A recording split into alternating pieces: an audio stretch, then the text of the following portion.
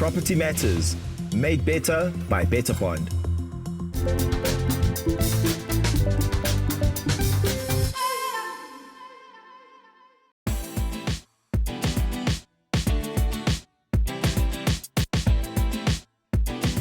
For the past few weeks here on Property Matters, we've been exploring the local housing market. We've walked you through the process of finding the right home at the right price and how to submit your offer to purchase. The next step is to navigate the sometimes tricky bond registration process. There's a fair amount of legal terms and conditions involved, but we're going to simplify it all for you to make sure you dot all the I's and cross all the T's.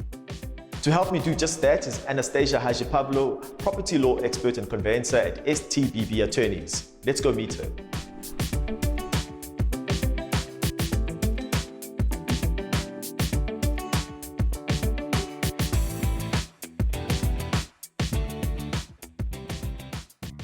Anastasia, please can you explain to us the process of registering a bond? Sometimes buyers require a bond in order to finance that purchase. They need to understand that they need to be ready to apply for that bond as soon as their offer has been accepted by the seller. They can either personally liaise directly with the banks or engage with the professionals to assist them in obtaining the bond.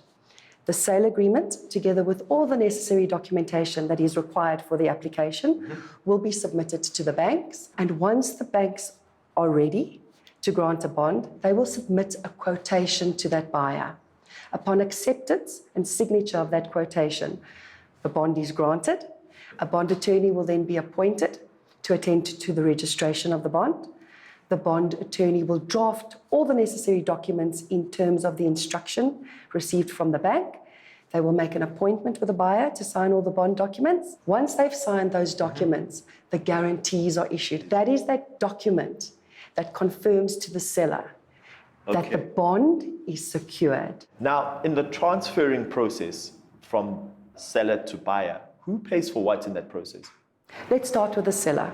The seller pays the estate agent's commission. The seller also needs to ensure that he or she provides the purchaser with all the certificates as confirmed in the sale agreement. If there's a bond on the property, an existing bond in the name of the seller, that bond needs to be cancelled simultaneously with the registration of the transfer.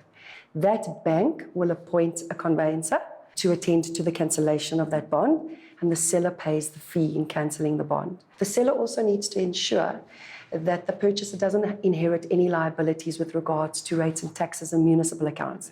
So the seller will pay the figures that are issued by the council. The buyer will pay the transferring attorney's costs in order to register that transfer. The buyer will also pay the bond registration attorney's costs. The buyer will pay those costs for the issuing of the certificates, which also includes the issuing of a levy clearance certificate if the property is a sectional title. Okay. How long does a bond registration process take? The average turnaround time for a transaction is 8 to 12 weeks. Sometimes a lot faster, sometimes a lot slower. It is very important for us as conveyancers to manage the seller and the buyer's expectations and to communicate with them regarding the timelines in the transaction. Thank you, Anastasia. Sometimes all the legal jargon can seem overwhelming, but the bond registration process really doesn't need to be a cause of anxiety as long as you have a knowledgeable expert on your side to guide you through the various processes. But it is also your responsibility to stay on top of every part of the process, see it as an opportunity to learn. Ask questions, do your homework, and don't let the legal jargon intimidate you. Luckily, this process is very systematic and there are checks and balances in place to safeguard your interests. So if you've done the groundwork, this is the part where you can sit back, relax, and let the attorneys do what they do best. And congratulations, you're almost a homeowner.